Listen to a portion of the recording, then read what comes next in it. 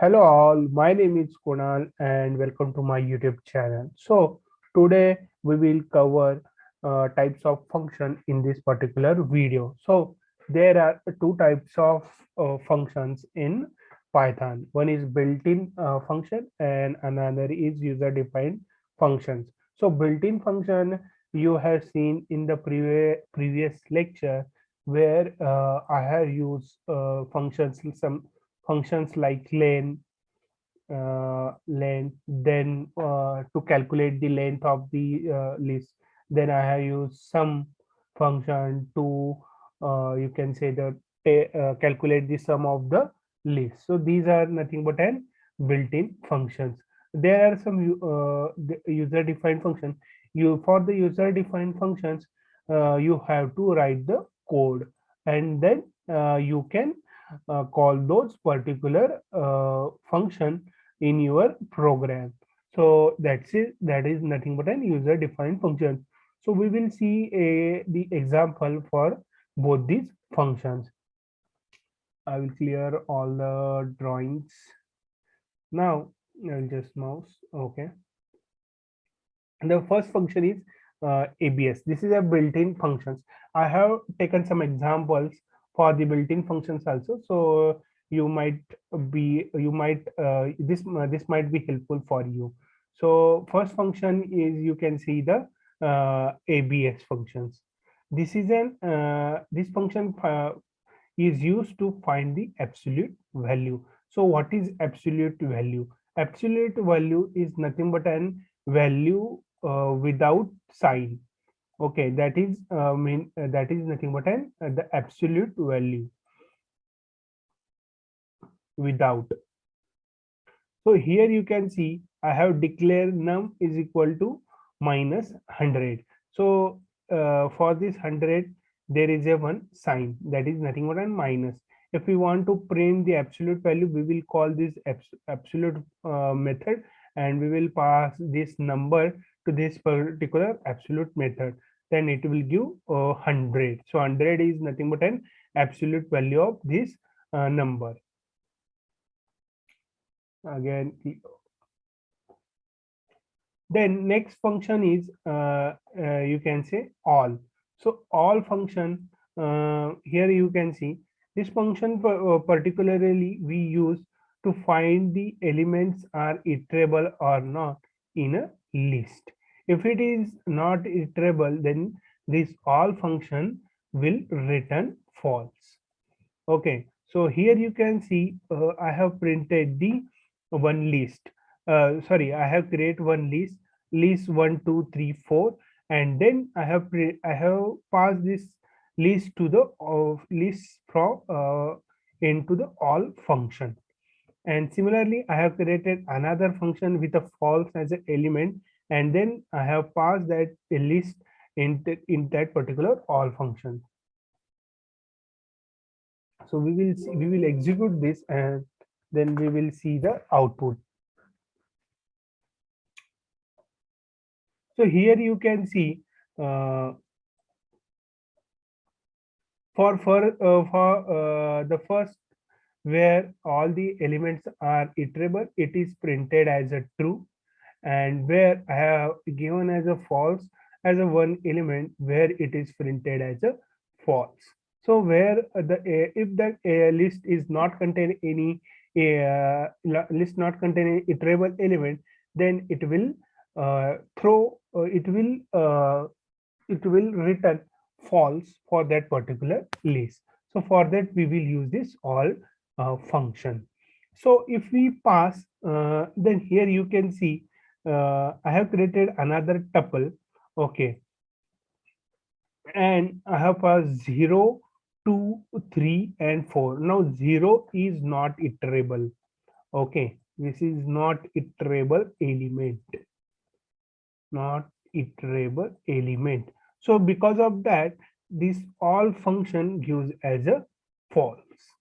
Similarly, if I have passed list, you can say uh, empty list. If I pass the empty list, then you can see it is printed as a true, because empty list is iterable. That's why it is given as a true. Similarly, I have covered this example in above, where one of the element of list is false, then print all list will give false. Now there is another interesting method. This is again predefined method. It is a dir. Dir method. So we will see here. You can see I have declared one. You can say number, a list. Okay, and that particular list I have passed through the dir method. So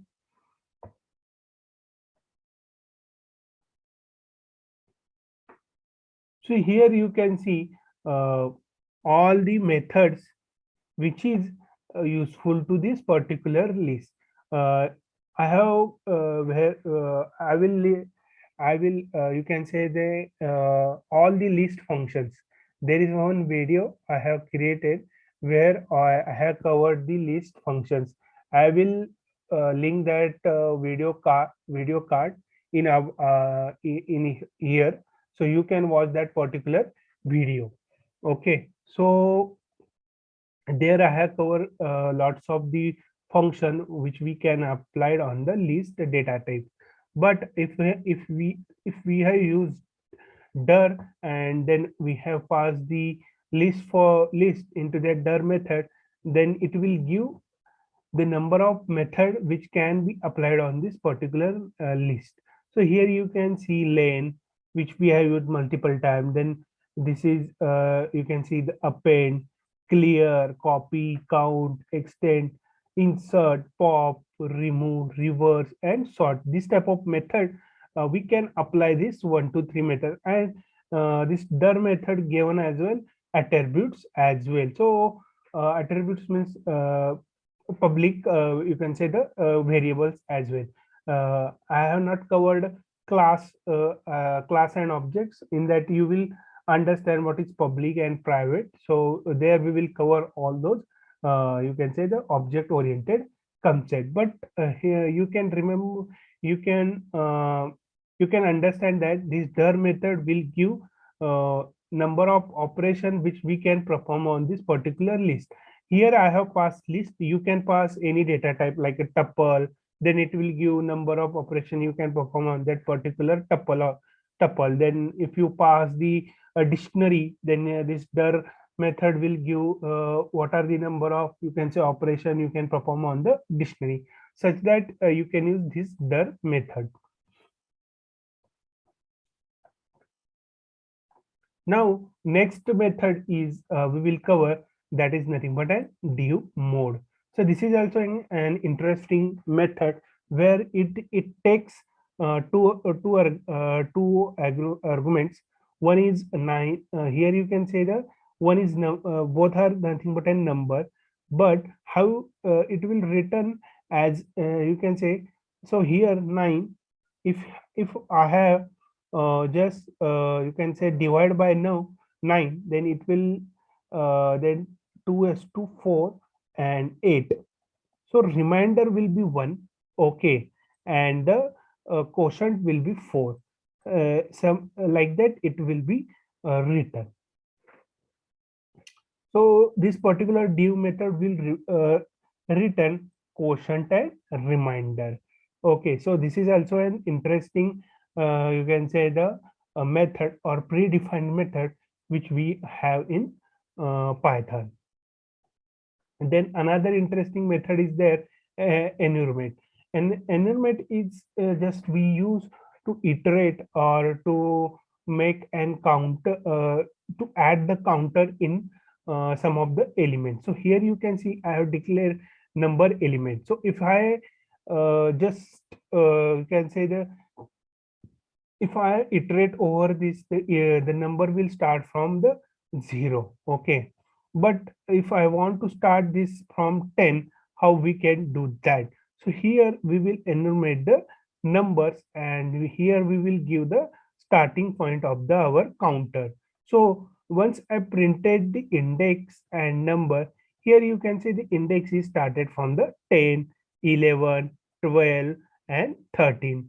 Like that way we can use this enumerate. The enumerate is nothing but an you can say method that adds the counter to an iterable and returns. So that is nothing but an enumerate. It is very useful method sometimes where we want to add the counter to our list element or our tuple element. So that is this is very, you can say, useful method in the Python.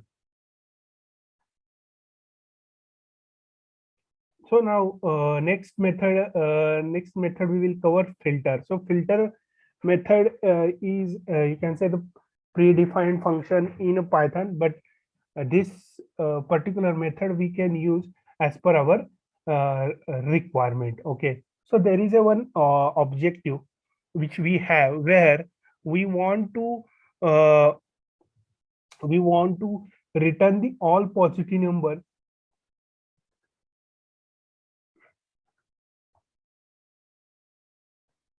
uh, all positive number in a list. So this is an objective where we want to find the all the, you can say, the positive number in the list. Okay, this is our objective here. So first we have created the list.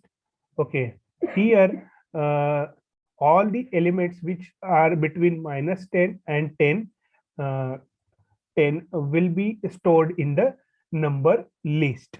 Okay, then from that we have to you can say the return the all the positive number. The if if we not use this filter you can say method, we have to write the for loop. Okay, and we have to iterate each and every number list, and then we have to check that the number is greater than 0 or not. So that is the thing we have to do. If we not use this filter the method, we have to use the for loop. But by using filter method, we don't have to this for loop.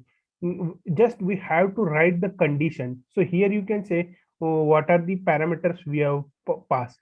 For this filter method, first we have passed the one of the function. So what is the particular function? It is nothing but a find positive number. So in the find positive number, what we have written? We have written that if number is greater than 0, return number. That's it. Only condition written in this particular method. We did not return any for loop. Okay. Only that particular function we have to pass this particular filter method and the number list. So this filter method automatically iterate this number list, and for each and every number it will execute this particular condition, and if it is if this particular condition pass, then only that particular element will return and convert it into the list. In that way uh, we have you can say arrived at our solution that without using for loop we able to you can say return positive number from the list. In that way we can use this filter method. So this is very useful method. We multiple times we will use in our data science project or data cleaning. This filter method is very useful and it is very efficient. So we use many times this particular filter method. The next method is you can say is instance method. Okay, is instance method is you can say very simple method where if you want to uh, see the instance, that particular instance is of list or not, then this particular function we will use is instance. That if you want to check particular element is float or not, then we will use is instance method. So it is a very useful method where if you want to check the, you can say, data type, if that particular data type is float, if that particular data type is integer or not, we will use this is instance method. This is also very you can say the useful method. So here you can see uh, we have checked that list, this we have declared first list, and then we have checked that this lst variable has list variable or not. So it is written as a true. Similarly, here we have declared t as a tuple and check that t is list or not. So t is not list because t is tuple. So that particular method is written false. This in this way we can use this particular method. Now we will go the another function. So next function also is very important function. It is a map function. So map function also we will use in our data science, in data science works day to day, because we do lots of data cleaning. So in that way, for in that purpose we will use this map functions many times. So here you can see our objective here is uh,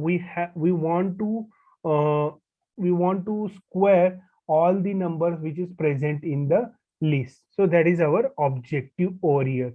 So if we don't have map functions, we have to iterate, or we have to iterate each and every element of the list. Then we have to convert that particular element, all element into the square. So that is the traditional method we have to use. But if we use this map function, then we don't have to write the for loop. Okay, that is the important concept over here. So if we use map function, we don't have to write the uh, for loop. So here you can see I have declared the number list. Then here I have declared the simple, you can say power function, where I have taken the number variable and then I have squared that. So if you want to square any number in Python, you can write like this num and star star 2. Then it will you can say that it will square that particular number. And then we have used this map function, and then for first parameter is nothing but the method which we have written, and then we have passed the you can say list or any data type which you want to pass. So here we have created number as our data type, and that data type we have passed. Then it will return all the square number of that all the square number from that list. So here I will run this, clear my drawing, then this. So here you can see for 1 it is written 1, then for 2 it is written 4, for 3 it is written 9, and 4 is written 16. So this particular map function is used to, you can say, map the one element to the another without using any for loop. So that is very cool thing over here. So we will use this map function many times in our data science project. So another function here, similarly, there is a function is reduce. So if you want to, you can say, you want to, if you want to do the addition, or if you want to do the sum, or if you want to do the multiplication of all the element of the list, you have to write this for loop. Okay, if you go the traditional way, but there is a function reduce where we don't have to write any for loop. Here we will declare one function multiply, where we will pass x and y element, and we will just return the multiplication of those particular element. And then we will call this reduce method. First parameter will be our function which we have written, and second parameter is our list data types. That's it. It will return the product of all the element of that particular list. So it is very useful function. Many times we will use in our data science project. Here you can see it is written as a 24.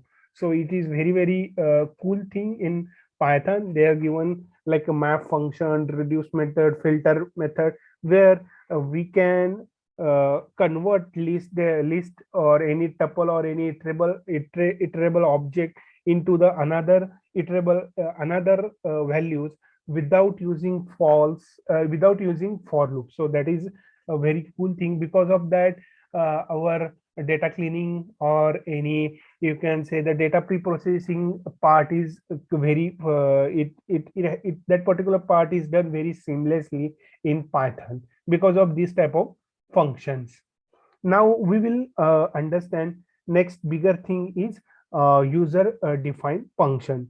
Okay, these are the very integral part of the Python, because if you want to write any program, any object oriented program in Python, you should know how to write the user defined function. So we will go through this, how to write you can say the user defined functions.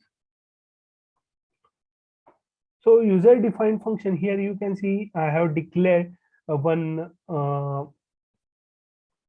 I have declared one function where I want to do the product of two number. This is very simple number, simple you can say function.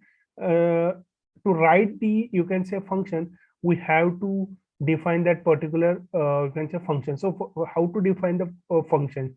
First, you can write def keyword. Def is a keyword in a Python.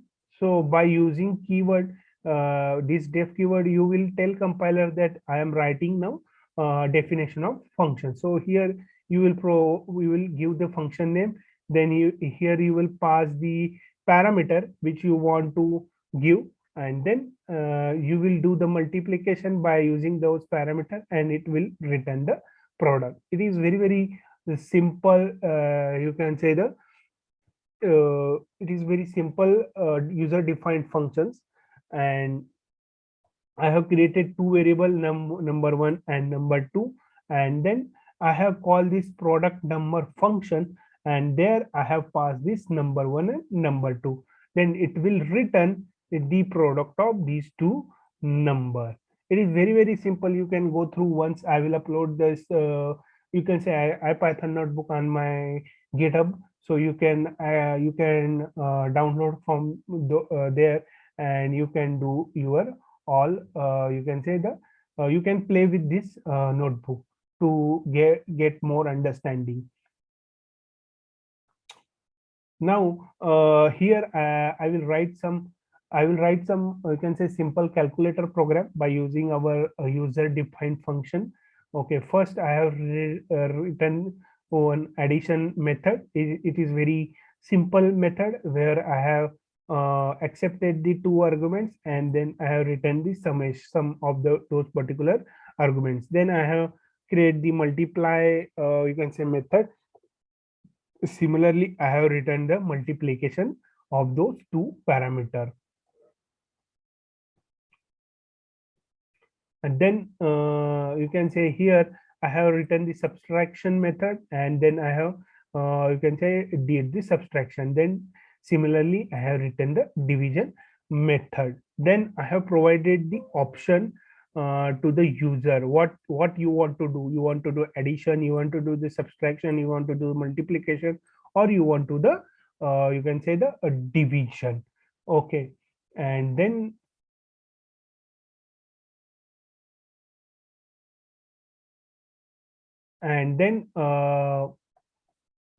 here you I have used this input method. This input method, how to do input in Python, I have covered in one of the video. I will add the cards for this particular video over here.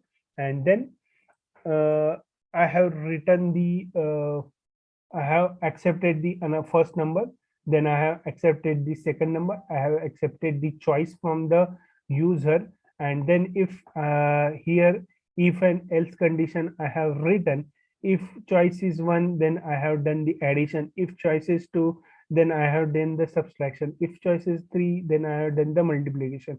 And if choice is 4, then I have did the division. It is very simple program. You can do this particular program in Python very easily.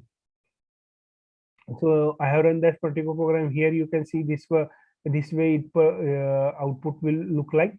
First, all the option will be printed, and then it will ask choice for you what you want to do. Then you can provide the choice. Then as per your choice, the operation will be performed on those particular input numbers. So that is nothing but an our calculator program. So yeah, that's it from my side for this particular video. Please download this particular you can say the IPython notebook, and you can play around with this particular IPython notebook. And please subscribe my channel, and you can hit that particular like button, and share my channel with your all your friends where this type of help is required. Thank you.